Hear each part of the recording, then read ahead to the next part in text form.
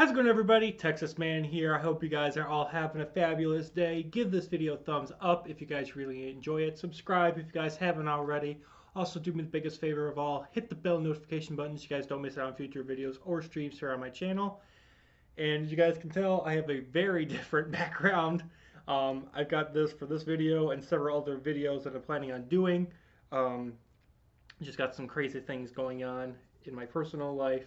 So I am not in my normal setup studio, as you guys can probably tell, but I wanted to make this video and some other ones that will be coming out in the future for you guys, because I want to make sure to have these videos out for you guys, to talk to you guys about these films and other things. And yeah, so we're going to talk about the movie based on the book series that I read when I was much younger, Artemis Fowl.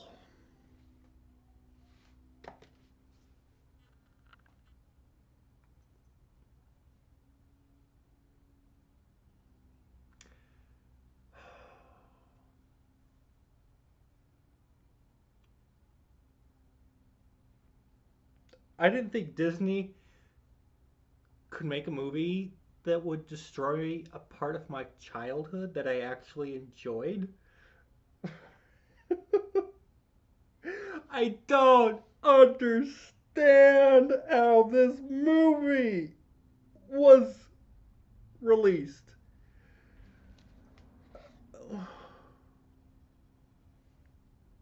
Somebody needs to shoot me because this movie is beyond baffling. I don't know how this movie exists. Somehow, Disney allowed this movie to actually come out. And what's scary is this movie was supposed to be released in theaters, but thank God that COVID-19 hit and that this movie is not in theaters. I'm not saying I'm happy about COVID-19. I'm just saying that because of COVID-19, this movie is not in theaters. And I swear, if it ever is, I will never, ever see it. And I highly encourage you guys not to waste your time and money and energy going to see this movie. This is gotta be the worst movie I have seen in many years. This, as of right now, at the time of recording this video on June 18th, 2020, Artemis Fowl is the worst movie of 2020. Now, there are some positives I want to talk about, and then we're going to get into the negatives. But I want to stress for a fact that this movie is almost a disgrace, not only to the books, but to the fans. And it also makes me wonder who at Disney headquarters thought that this was a good movie to release in this state. Like, who went to the sets of the studio and said, hey, this movie looks good. It looks like it's finished. Let's go. Let's release it. It's not. It's nowhere near ready for release. So for positives, let's start off with that first. I'm happy, though, that this movie finally, after being in Hollywood development hell for 20 years, it finally did come out.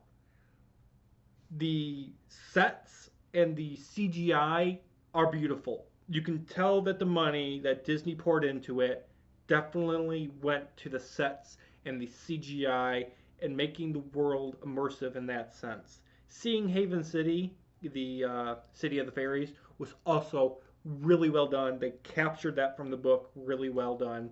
The creature designs and the costumes were amazing.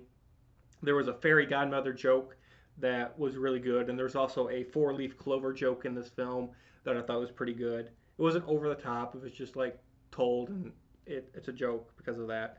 The fairy technology in this film was also really well done from the book, in use and in design. I liked seeing the time capsules slash time bombs, the fairy scanners, the memory wiping.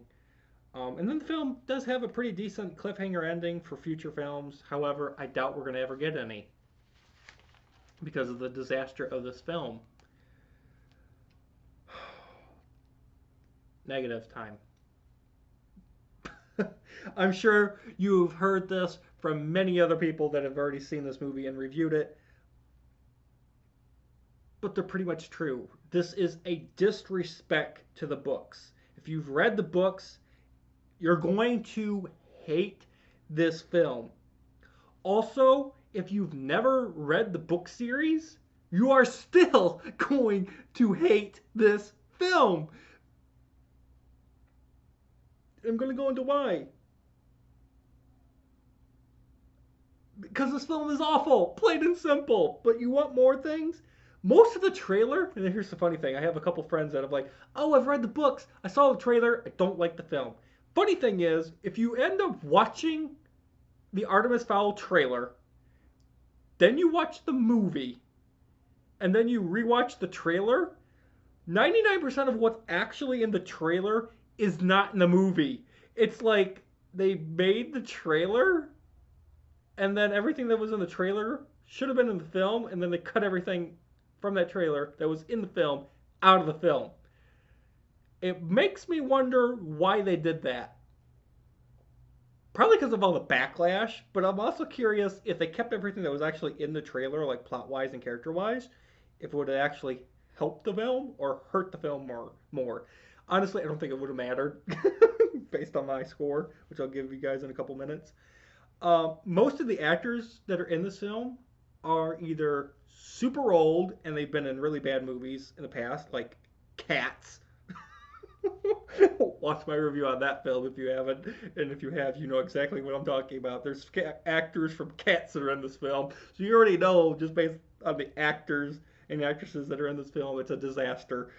And then there's also some new actors and actresses in this film that this is their first film actually being in, and they're just so new and they are bizarre.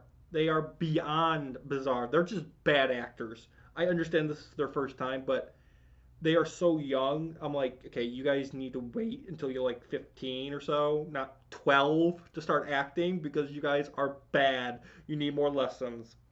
This film also has no soul, very little plot. The first 6 minutes of this film is nothing but a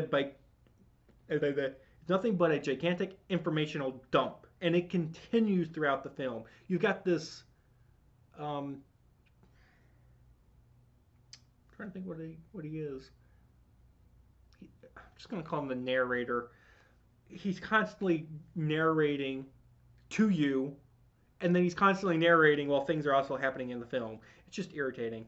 Also, the young fairy character in this film actually was more interesting than Artemis Fowl II. That's really bad that I can actually say that with confidence, that the main character was more boring. Like, there's a side character that's more interesting than the main character based on the title of the film you're watching. I have to say that. I can't stress that enough. This film also, and here's a big problem. This film was supposed to come out in like 2001, 2002.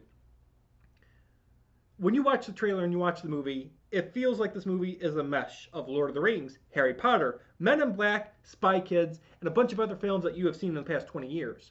The thing is Lord of the Rings, Harry Potter, Men in Black, and Spy Kids, a lot of those films and books and whatnot took inspiration from Artemis Fowl, put that into the book and or the film series. So Artemis Fowl is the quote-unquote original source for all that stuff. The biggest problem is that this movie should have come out 20 years ago. But the problem is that it's come out 20 years later. So originality kind of seems gone. This film also has a big amount of MacGuffins. There's no big finale showdown between our heroes and the villain, which the villain doesn't do anything except for capture Senior Artemis Fowl and just puts him in a cage, basically. He doesn't do anything. The villain just monologues. It's really bad. Also, I don't understand how the narrator character knows all the events when he's not around for most of them. And no one ever tells the narrator character all these events.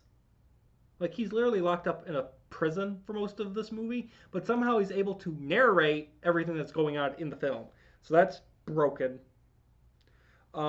Also, Artemis Fowl is so smart that he doesn't come off to be a criminal mastermind in this film like he is in the books. He's just a brat. He's like, the only people that I idolize is like Stephen Hawking, Stephen King, people like that. I'm just like, you watch the first 10, 15 minutes of the movie and you're like, how is this dude supposed to be a criminal mastermind? He acts like a brat. I'm just like, I don't understand how I'm supposed to root for this dude. How am I supposed to care about the hero? And really, you don't. There's also numerous character backstories in this film that mean very little, except for the young fairy, but that really doesn't do much except drive home what's going on. Um, there is no major, big, unseen revelations or connections for characters to other characters. There's just no connection. You don't have any connection to any character. Either characters are so boring and dull, or they're such brats and such big brains that you're like, who am I supposed to root for? And you don't want to root for the bad guy because he's boring, doesn't do anything, and you also don't want to root for the good guys because they really don't do anything. Also, Butler ends up dying in this. Spoiler if you care. He dies, but like within the next 2 to 3 minutes, the young fairy gets her magic back, and she's able to revive him. And it's like, why did you kill the butler dude if magic can just revive people? That's a big problem. If magic can revive people, then no one in this film series should ever die. um, Honestly, guys, this is a watch once and done. It's very forgettable. I don't even see the point in watching this film. If you've read the books, you know exactly what happens in the actual Artemis Fowl universe. This film is a big disrespect to people like me that have read the films. I'm sorry, read the films, read the books. And if you've never read the books and you're interested in watching a movie that's only like an hour and a half long, I highly encourage you guys go watch something else. A film that I would highly encourage you guys to watch would be like Bridge to Terabithia over this. At least that film has a crying moment. It's got soul and character. This film has no soul. It has no characters. It's just a bunch of events taking place, and you're just watching it unfold. And somehow you're supposed to care about these people, but you don't. You don't care. And that's a sad thing. I wanted this film to be good. I wanted Disney to make this movie good. And it's not. It's not, guys. And that's a sad thing that I don't want to have to do this, but guys, Artemis Fowl is on Disney Plus only right now. I don't know if you can get it on digital or Blu-ray. I doubt it though, because of what's going on with COVID-19. This film came out in 2020 and it is the worst film I have seen all year. With that, guys, I'm going to give it a 1 out of 10. Thank you guys so much for watching. You guys all have an amazing day. I'll see you guys in the next video or stream.